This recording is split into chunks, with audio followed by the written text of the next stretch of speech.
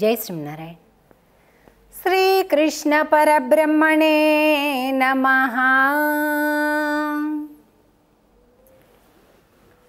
ప్రియ భగవద్బంధువులారా, శ్రీకృష్ణ భగవానుడు మనకు అనుగ్రహించినటువంటి శ్రీమద్ భగవద్గీతలో 12వ అధ్యాయంలో ఉన్నాం. అంటే 12వ అధ్యాయంలో ఉన్నాం.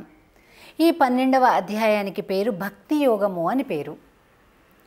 ఈ ఒక్క యోగాన్ని తెలుసుకుంటే యావత్ భగవద్గీతను మొత్తం కూడా చదివేసినట్లే లెక్క, అర్థం చేసుకున్నట్లే లెక్క. కనుక చాలా ప్రధానమైనటువంటిది, ముఖ్యమైనటువంటిది. కనుక భగవద్గీతను ప్రారంభిస్తే ముందు 12వ అధ్యాయంతో ప్రారంభించాలి అని మన పెద్దలు నిర్ణయించారు. ప్రియ భగవద్బంధువులారా, ఇప్పుడు మనం ఈ అధ్యాయంలో 19వ శ్లోకంలోకి ప్రవేశించాం. జాగ్రత్తగా పుస్తకాలు తెరుచుకొని చూడండి. 19వ శ్లోకంలో ఉన్నాం మనం ఇప్పుడు. భక్తుడు ఎలా ఉండాలో, అసలు మనం ఎలా ఉంటే భగవంతుడికి ఇష్టమో చెప్తున్నాడు పరమాత్మ. చూద్దాం.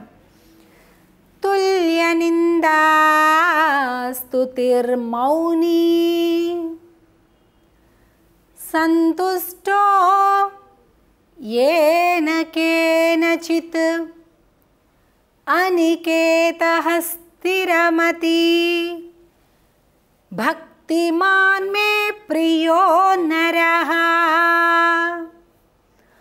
తుల్య నిందా స్థితిర్మౌనీ. అబ్బా, ఏం లక్షణం అండి భగవంతుడు చెప్తున్నాడు. నిజంగా ఇలాంటి లక్షణాలు పూర్తిగా కాకపోయినా కొంత మనకున్నా కూడా ఈ మానవ జీవనాన్ని చాలా సుఖంగా, చాలా ఆత్మవిశ్వాసంతో మనం ముందుకి నెట్టగలం మన జీవన నౌకని. ఎందుకంటే అంత అమూల్యమైనటువంటి రతనాలతో కూడినటువంటి సందేశాలు ఇవి. మొత్తం అంటే ఆ గుణము యొక్క చివరి వరకు పూర్తిగా మనమేం పొంది ఉండనక్కర్లా. అందులో కొంత మనకి వచ్చినా కూడా మన జీవనం సాఫల్యం చెందినట్టే.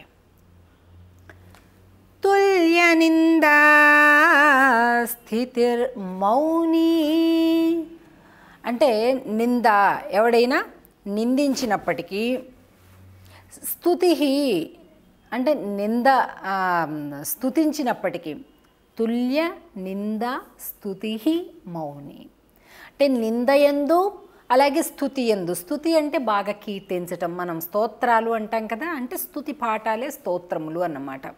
అంటే భగవంతుడి యొక్క దివ్యగణాలను కీర్తించటం అన్నమాట. అవి స్తోత్రములు అయ్యాయి. మనల్ని గురించి ఎవరైనా ఒక సభలో కూర్చున్నాం, వాళ్ళు వీళ్ళు కూడా మన గురించి బాగా ప్రశంసిస్తూ ఉంటారు, దాన్ని స్తుతి అంటారు. స్తుతి అన్ని వేళల్లో కూడా మనం కూడదు అని చెప్పటానికి కూడా వీల్లేదండి. ఎందుకంటే వాడు సత్యంగా వాడు ఆచరించినటువంటి విధానం కానీ, నిజంగా వాడి నుండి సమాజం నేర్చుకోవాల్సినటువంటి లక్షణాలు కానీ, అలా ఒకడి దగ్గర ఉన్నప్పుడు వాడి గురించి మిగిలిన వారు కీర్తించటం కూడా సమాజానికి ఒక మార్గాన్ని చూపటం అన్నమాట. అంటే వాడికి ఉన్నటువంటి లక్షణాలను, మంచి లక్షణాలను మనం ఎలుగెత్తి స్వరంతో చెప్పటం కూడా మంచి లక్షణం. ఇలా కానీ మనిషి యొక్క బలహీనత ఏంటంటే, మనలో ఉండే మంచి లక్షణాలను ఎదుటివాడు గుర్తించి అంటున్నప్పుడు ఎంత చెప్పలేనంత ఆనందంతో మనసు ఊగిసలాడిపోతుంది. అదే మనలో ఉండేటటువంటి లోపాలను, దోషాలను, మన పాపాలను గురించి పక్కన వాడు చెప్తుంటే మాత్రం అసలు భరించలేనంతగా వాడి మీద ద్వేషం పెంచేసుకుంటూ ఉంటారు కొంతమంది. అలా తనలో ఉండే లోపాలను కూడా ఎవరైనా సూచన చేస్తే వినయంగా దాన్ని స్వీకరించి సరిదిద్దుకునేటటువంటి వారు మహానుభావులు. కానీ చాలామంది మనుషులు అలా ఉండరు. అలా ఉంటుంది, వాడు నన్ను ఇలా అంటాడు, అయితే చూడు వాడి గురించి నేనెన్ని మాట్లాంటాను అంటూ తయారైపోతాడు కదండి. కానీ భగవానుడు చూడండి ఎలా చెప్తున్నాడు.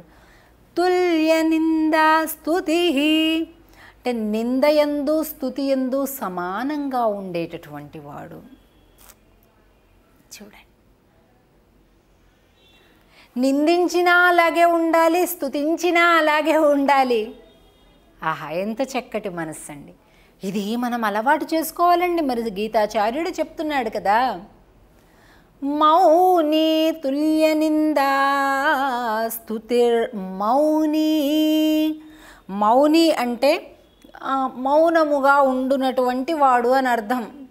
అయితే కొందరు చేస్తుంటారండి, మౌనం ఇవాళ సోమవారం మౌనం అంటుంటారు, కానీ ఎంత ఆరాట పడిపోతారంటే మిగిలిన రోజు కంటే ఆ రోజే ఎక్కువ ఆరాట పడిపోతుంటాడు. వాడికి అది చెప్పాలి ఇది చెప్పాలని తెగ ఆరాట పడిపోతూ ఉంటారు. అయితే మనం గ్రహించవలసినటువంటి విషయం ఏంటంటే, మౌనము అనేది ఎప్పుడూ కూడా వాక్కుకి మాత్రమే కాదు, మనసుకి మౌనం కావాలి. ఏమండి, అంటే భక్తుడైనటువంటి వాడు నిరంతరం దైవము పైన తన మనస్సుని లగ్నము చేసి భగవద్ ఇతరమైనటువంటి అంశముల యందు దూరముగా ఉండడం, అదే మౌనంగా ఉండడం అన్నమాట. మేము ఎప్పుడూ చెప్తుంటాం, మౌనంగా ఉండడం అంటే అర్థం మాట్లాడకుండా ఉండడం కాదు. ఎంతవరకు దేనికి ఎంత అవసరమో అంతవరకే మాట్లాడడం చక్కటి మౌన దీక్ష. అంటే అవసరానికి మించిన మాటలు మాట్లాడడం కానీ, అవసరం లేకపోయినా మాట్లాడటం కానీ చెయ్యొద్దు. వాక్కు యొక్క శక్తిని మనం తగ్గించుకుంటున్నట్లు.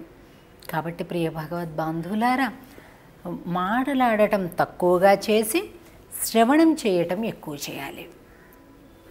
చూడండి, చెప్తున్నాడు పరమాత్మ, మౌని సంతుష్టః ఏన కేన చిత్. సంతుష్టః అంటే బాగా తృప్తిగా ఉంటాడు. అబ్బా, భగవంతుడు ఎన్ని ఇచ్చేశాడండి నాకు అని. కొందరు చూడండి, ఎప్పుడు ముఖం మీద చిరునవ్వు చెరగదు. అసలు చూసిన వాళ్ళు ఏమనుకుంటారంటే, అసలు వీళ్ళకి ఏంటి ఎప్పుడు హాయిగా నవ్వేసుకుంటూ ఉంటారు, ఎప్పుడు ఏ బాధలు కష్టాలు లేకుండా ఉన్నట్లుగా ఉంటారు, అసలు వీళ్ళు ఎంత హాయిగా ఉన్నారండి అంటారు. వాస్తవానికి వాడి దగ్గర ఏం ధనం ఉండదు, ఏమీ ఉండదు, కానీ బ్రహ్మాండంగా సంతోషంగా ఉంటాడు. ఎలా సాధ్యం ఇది అంటే, సంతుష్టః ఏన కేన చిత్. అంటే ఏ కొద్దిగా దొరికితే ఆ కొద్దితోటి తృప్తిగా ఉంటాడన్నమాట. వాడికి వచ్చేది వేలల్లోనే జీతం, కానీ ముఖం మీద నవ్వు చెరగదు. రోజుకి కోట్లు సంపాదించేవాడు ఎప్పుడూ కూడా ఆందోళనతోటి, విసుగుతోటి, చికాకుతోటి, టెన్షన్ తోటి ఉంటారు. అనేక రోగాలు, ఆ రోగాల్ని ఖరీదైన వైద్యం, ఇక ఎప్పుడు వాడికి అవే పనులు కదా.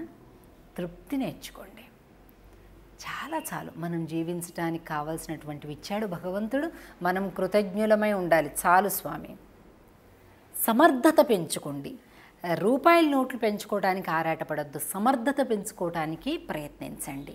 అంటే మనలో ఉండేటటువంటి స్కిల్స్, టాకింగ్ స్కిల్స్ కానీ, రైటింగ్ స్కిల్స్ కానీ, మనం ఏ వృత్తిలో ఉన్నామో ఆ వృత్తికి సంబంధించినటువంటి నైపుణ్యాన్ని తీర్చిదిద్దుకోవటానికి తపన పడండి, కానీ రూపాయి నోట్ల కోసం తపన పడద్దు. అనికేతః స్థిరమతిః. నికేతం ఈ ఒకటే ఇల్లు పెట్టుకొని నాకు ఇది ఇలా ఉంది అలా ఉంది అని ఆరాటపట్టం కంటే, ఏ రోజు ఏ స్థానం దొరికితే దాంతో తృప్తిగా ఉండు. స్థిరమతిః, స్థిరమైనటువంటి బుద్ధి అంటే ఊరికే చంచలం అయిపోకుండా స్థిరమైనటువంటి బుద్ధి కలిగినటువంటి వాడు ఎవరైతే ఉంటారో, భక్తిమాన్ మే ప్రియో నరః. అటువంటి భక్తి లక్షణాలు కలిగినటువంటి నరులు నాకు ప్రియమైనటువంటి వాళ్ళు అని చెప్తున్నాడు శ్రీకృష్ణ పరమాత్మ. సర్వం శ్రీకృష్ణార్పణమస్తు.